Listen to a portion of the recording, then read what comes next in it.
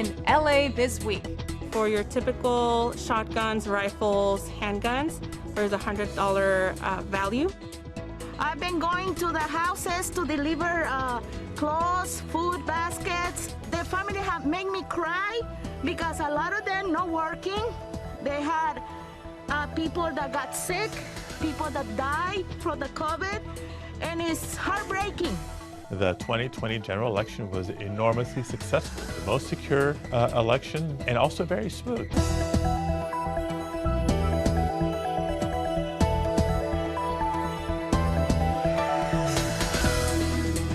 Hello everyone, I'm Natalia Bilbao. Here's what's happening in LA this week. As winter settles upon the Southland, two things begin to happen. Temperatures start falling each night, and seasonal crime will rise across the board. Lieutenant Raul Javel from the LAPD was able to provide valuable tips that will help Angelinos avoid becoming a victim of crime this season. Just repeat after me. Hide it, lock it, keep it.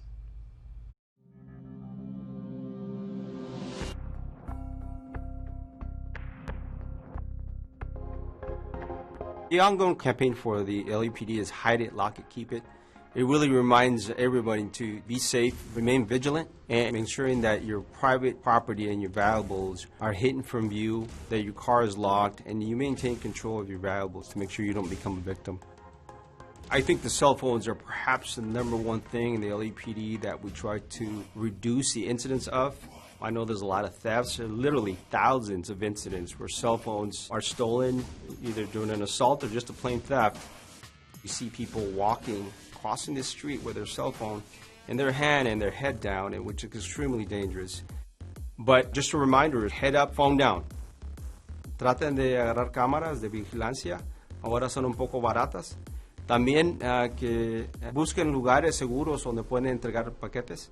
Pero también principalmente que hablen con sus niños, con personas de la tercera edad, porque usualmente esas son las personas que son víctimas de estos crímenes. Sí, el Departamento de Policía les recuerda a las personas que mantenga las reglas de la ciudad de Los Ángeles, del condado de Los Ángeles, y que por favor siga las reglas de distancia con otras personas, de no tener fiestas con personas que no son de su hogar. Y todas esas son leyes que necesitamos como personas, como adultos, seguir.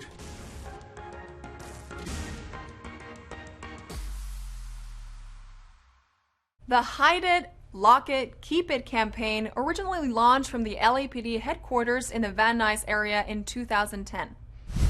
It's time for Angelinos Give Back. First up, we tag along as Council President Nuri Martinez welcomes formerly homeless families into newly acquired apartments. Next, Council Member Kevin DeLeon plays Santa's Helper at a toy giveaway in Boyle Heights.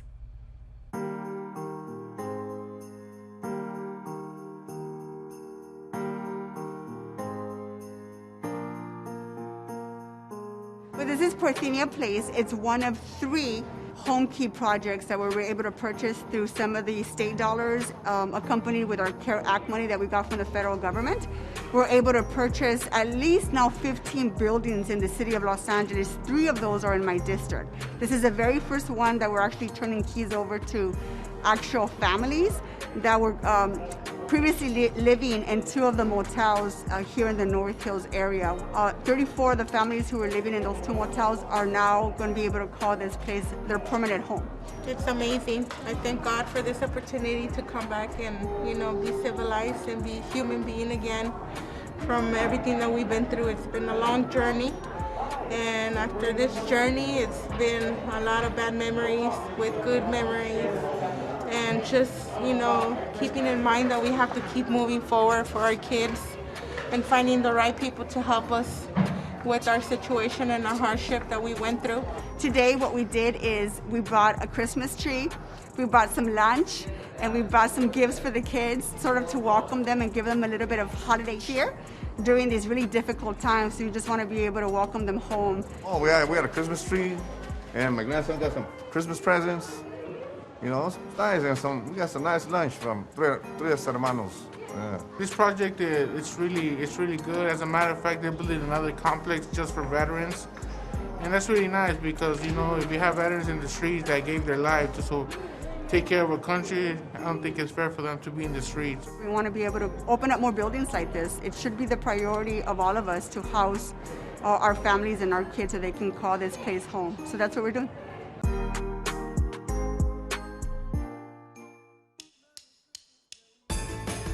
We're here in the heart of Boyle Heights. We're at the Kiosco Plaza Mariachi, where we're going to have tonight thousands of families and children spaced out, you know, with all wearing masks, so their children can have toys this year.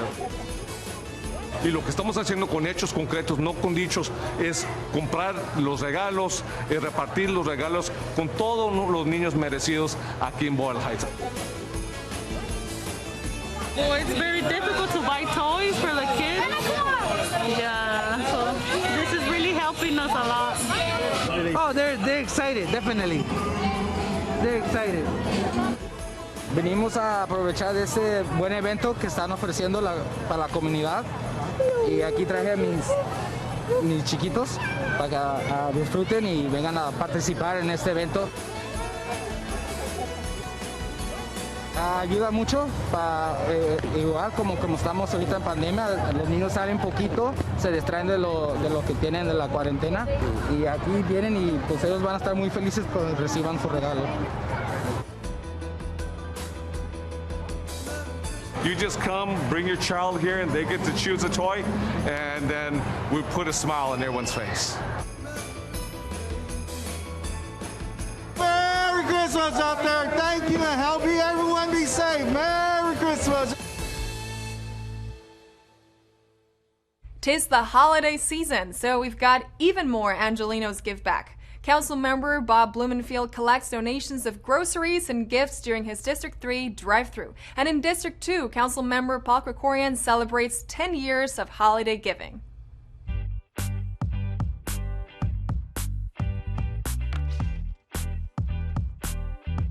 We couldn't do our annual holiday party, toy drive, food drive like we've done every year I've been in office. So we made it mobile, and we're doing a holiday toy and food drive-through. We're just trying to help out as much as we can, give back to our community, and if you guys have anything to give, and then just drop on by. Ayudo aquí con las personas y estoy muy orgulloso y contenta con el señor Bob Blumenfield porque es una persona que tiene un gran corazón. Él siempre está ayudando a la comunidad, especialmente a todos nosotros lo que estamos pasando ahorita del corona. 1 in 6 Americans are going to bed hungry, and more people should step up and donate. You know, even though we can't have the holiday party that we used to, I'm seeing a lot of constituents and friends coming by, offering some holiday cheer and making a donation. So it's been a really nice event.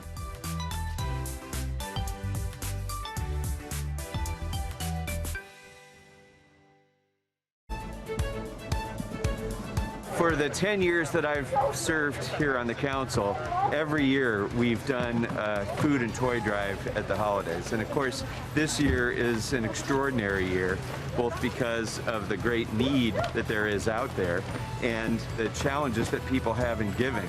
But as you can see, as usual, this community is just unbelievably generous and caring and looking out for one another and stepping up to really help the people in our community who are most in need. Durante estos tiempos hay mucha hambre, hay mucho estrés económico en nuestras familias. Estamos queriendo ayudar a las familias durante este tiempo, dándole comida y juguetes. We've laid out a wonderful way of individuals being able to drop off their gifts and toys and food so that there is limited contact as well. Fortunately, I'm in a position where I can help, and I want to help the families that need food and the kids that need toys for the holidays, because I think we need to all help each other. We're in it together. There's real need for people who are hurting, and every little bit helps, no matter what it is, to give them a little bit of hope during Christmas time.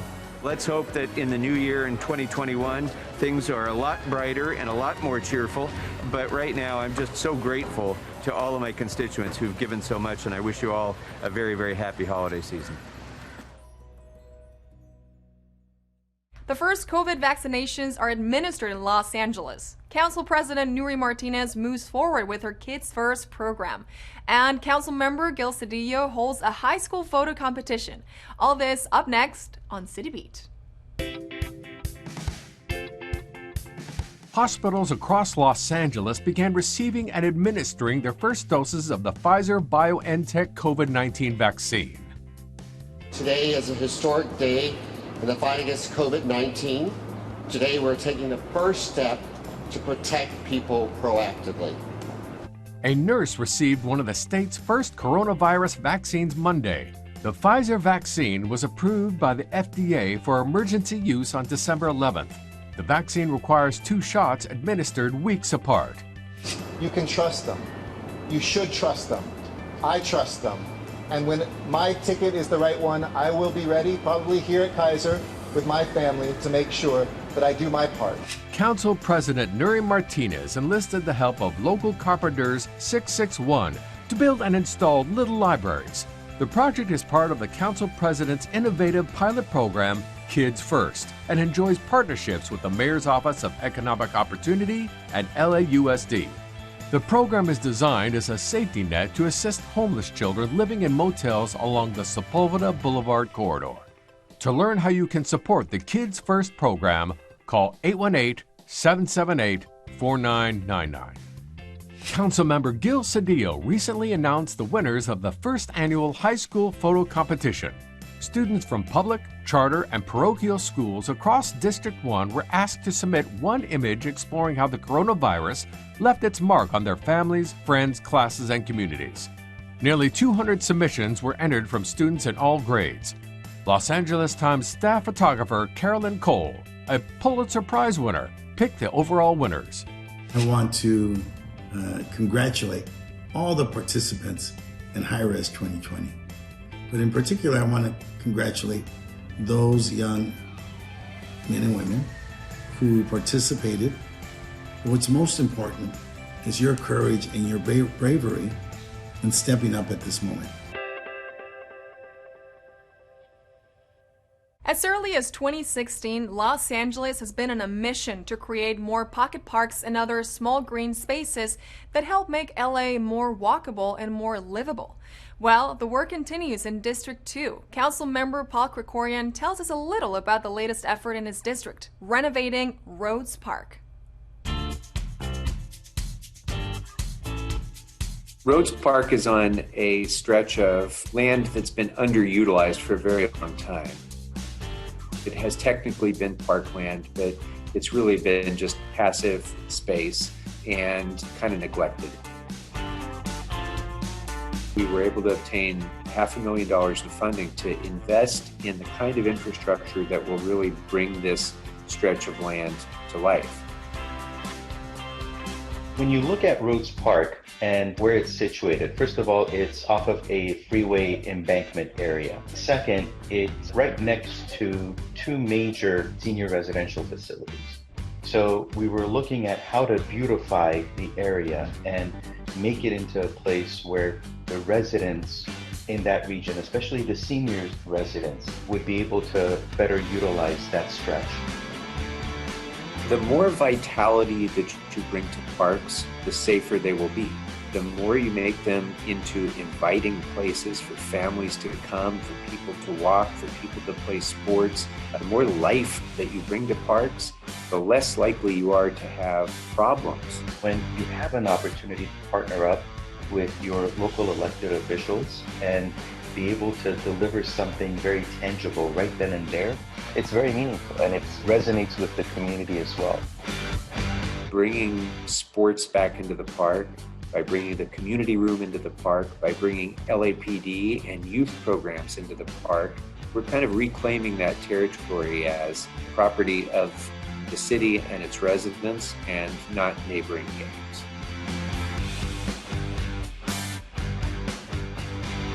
It's one of LAPD's most important community events. After being stalled from its usual date, Mother's Day weekend, the LAPD gun buyback took place.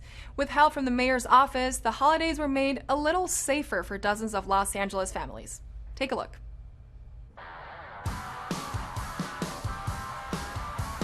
This is our annual gun buyback event. So this is sponsored by the mayor's office in partnership with LAPD. Typically, we host this program annually in May, Mother's Day weekend. However, due to the pandemic, we've had to make adjustments. So we're now scheduling it in December. Our participation is we work closely with LAPD to hand over gift cards to participants. So a participant would drive up through the drive-through line where LAPD will inspect the firearms, assign them a dollar value, and then come around to us and we would hand over that dollar value in gift cards. The event is 100% anonymous. No ballistics are run on any of the firearms. El evento es 100% anónimo, no hacemos preguntas. Cualquier persona, no importa qué situación tenga, mientras quiera traer una arma y nosotros la recompramos, we only check for stolen firearms. So we run serial numbers. If there's someone who reported it stolen and would like it back, we give it back to the rightful owner. Everything else is melted away. Each classification of handguns and firearms are classified differently. So for your typical shotguns, rifles, handguns, there's a $100 value to each firearm. However, if there are assault weapons, as classified by the state of California, those are assigned $200 value. It's a tangible way for community members to take action and participate in the safety of their own community.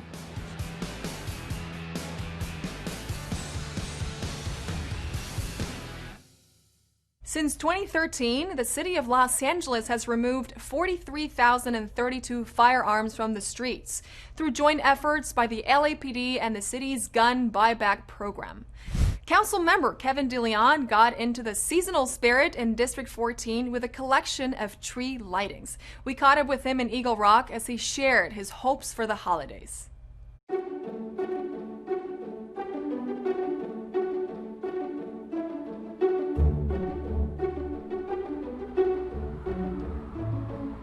Hi, I'm Kevin DeLeon, your city council member of your district, number 14.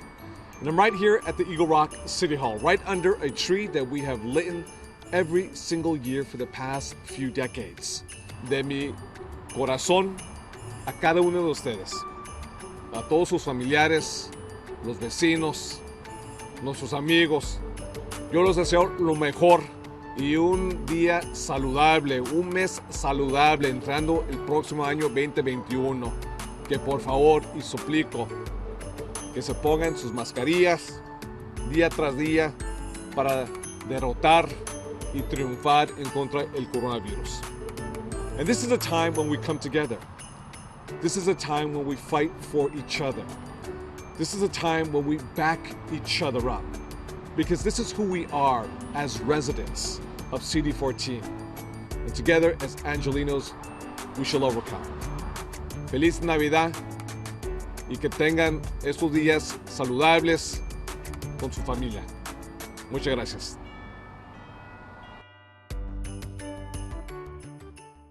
She immigrated from India as a child, and she has said that Los Angeles is the best place to have that immigrant's experience.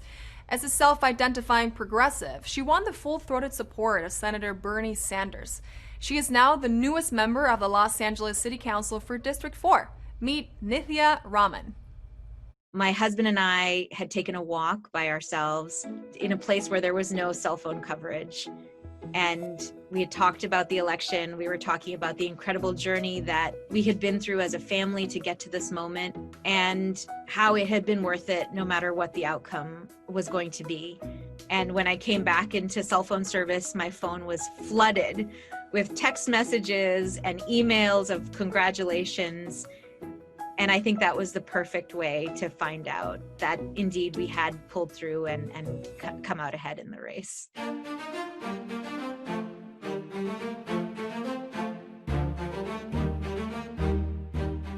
You know, I was born outside of America. I was born in India, And I moved to America with my parents when I was 6 years old. We lived in Louisiana first and then moved to a suburb of Boston, where I attended public schools. I ended up going to college in the Boston area as well and did my master's there.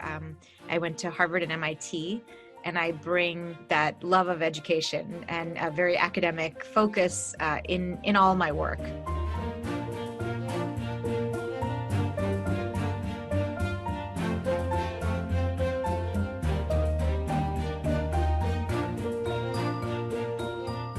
You know, I'm trained as an urban planner, and so I love thinking about cities. And I have been a longtime observer of the city of Los Angeles, of the policies that are discussed in city council, and the circumstances that have led us to this particular moment in LA's history. As a volunteer in my own neighborhood, I reached out to city council offices all the time to ask them for support in the work that we were doing here, and also to push them to be an advocate around policies that I felt passionately about. After a while, and after feeling frustration with the slow pace of change in Los Angeles, particularly around issues related to not just homelessness, but the broader housing crisis, of which homelessness is really just, I think, the most visible part. I really felt like we needed more people in office who felt that urgency for change that I did. My husband and I love District 4 and love this city so much. You know, in many ways, I've said this before, but I grew up in a lot of different places, and as an adult, I've lived in a lot of different places. And I feel like as an immigrant to America, LA is the first place in America that I really felt at home. It has a capacity to welcome people who are from other parts of the world and from other parts of America, and really make them feel welcome here. And that's one of my favorite things about Los Angeles. That's one of the reasons why my husband and I were so excited to have children here and to raise them here in this city and right here in this district. Our feature story this week has us welcoming back our state's top official when it comes to all things about voting and elections. Maria Hall-Brown sits down with Secretary of State Alex Padilla to discuss the 2020 elections. Drama, intrigue, controversy. The story of the general election of 2020. Well, here to tell us how the California chapter played out, I am delighted to welcome back California Secretary of State Alex Padilla. So nice to see you again. Thank you, Maria. Good to be back. And that was all the lead into the election, but I'm glad to say the outcome was smooth. Absolutely. Successful. Okay, so last time we spoke, we were talking about the fact that all the ballots were going to be mailed to all the citizens who were eligible to vote here in California, and how the polling places were going to work out. And that was all hopeful in theory, but ultimately it worked out exceptionally well. Right. Despite the challenges, despite the threats and attacks, and despite a lot of election disinformation out there, the 2020 general election was enormously successful. It was the most secure election, just as we were hoping for. A very smooth, positive experience for a record number of voters. Over 70% or something like that? Right. We came into the election with more than 22 million voters on the rolls. That's a big increase from just 4 years ago. And a record number of Californians cast their ballot, nearly 17.8 million ballots cast. To give you reference on both of those statistics, for voter registration, we now have more voters in California than there are people in the state of Florida. For all the attention Florida gets every presidential election, there's more voters in California than people in Florida. Los Angeles County now has more than a 90% registration rate of all eligible voters. Every state has its own rules and regs, and every state has its own policies when it comes to the election. So California's policies did not necessarily look like Texas, did not necessarily look like Florida, as you mentioned. So all of these different certification processes, is California ahead of the other states? Let's see, as respectfully as I can say this, I wish a lot more states looked like California does when it comes to access to the ballot, right? Accessibility to our democracy, beginning with voter registration. It's not just a matter of finding the form at the post office or the library anymore. You can register to vote online. We register a lot of people automatically through the DMV when they're applying for, renewing their driver's license or their state ID. Even if you miss all the official deadlines, you can still show up in person and participate in same-day registration. Some of these are available in other states, but not all, and very few states have all the options for registering to vote. Secretaries of state across the country are now certifying the election, and as far as the court cases are concerned and everything like that, has there been any impediment? Is anything not going as one would have thought? Well, I'll tell you twofold. One, the official process itself continues to go smoothly, and I think that's not just demonstrated in the certification of elections, but the result of the litigation, right? We've seen a lot of lawsuits filed trying to interrupt the vote counting process or the certification process, all of them failing to interrupt the certification of the results that most of Americans realize are the real results. What hasn't been so smooth, I gotta be honest, is the impact of some of the disinformation out there that has led to threats to some of my colleagues. Elections officials at the state and local level in a number of states being victimized by intimidation, harassment from people who are choosing to accept or believe the result of the election because of disinformation that continues to be spewed. We still have our work cut out, not just to deliver smooth, safe elections, but to continue to communicate in a transparent way that people, whether they like the results of the election or not, accept the results and have confidence in those results. Well, Secretary Padilla, it's been an honor to spend some time with you again. Thank you so much, and congratulations on the successful 2020 election. Check out the Getty Museum Archive Collection online. Engage the whole family with RecConnect LA Virtual Recreation, and the Department of Aging wants seniors to discover free virtual social clubs. These items up next on Virtual Things to Do. Explore mountains of great art without leaving your living room. The Getty Museum Archive Collections allows you to discover photographic works from the days of its inception to the present day. You'll find dozens of virtual galleries that also include coffee talks with artists and past exhibits of both ancient and modern art from all across the country. The Getty Museum Archive Collections can be accessed by visiting getty.edu/360. The Department of Recreation and Parks is bringing parks to city residents virtually. Visit laparks.org and check out RecConnect LA, the portal to all the outdoor activities you can possibly experience online. RecConnect LA offers classes in fitness, aquatics, and yoga. Enjoy hours of entertainment with their concert series. Have some quality family time in the Activities Fun Zone. It's virtual adventures and a focus on fitness, all from the comfort of your home. You can find RecConnect LA by visiting laparks.org. The Los Angeles Department of Aging and Element 3 Health are teaming up with the End of Loneliness initiative to help seniors stay fit and connected. The partnership provides older residents with free access to fun, engaging clubs and activities aimed to reduce isolation. This virtual community is a space where older Angelinos make friendships and connections around their passions. From yoga to crafting, from line dancing to knitting, find community in the things you love through these free virtual clubs. Visit element3healthclubs.com and shake off the COVID-19 blues right now. And that's a look at some virtual things to do.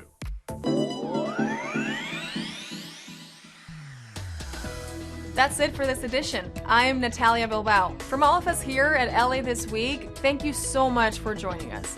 A reminder that you can catch us online at lacitywiew.org, and we're also on Facebook, Twitter, and YouTube. See you next time for more LA This Week.